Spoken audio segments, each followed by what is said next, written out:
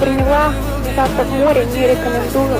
2150, Сибирь 52, 20 идем. Перехода 80, давление 757, контрольная высота 2417. Полоса сухая, коэффициент сцепления 0,6, по курсу посадки возможно превратить.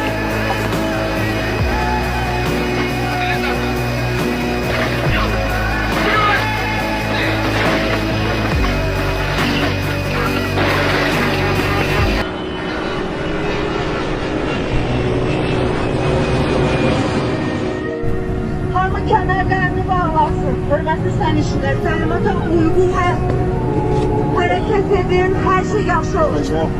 Hamı eləsin, kəmərini bağlasın. Dəhlizdə durmayın, təhlükəlidir.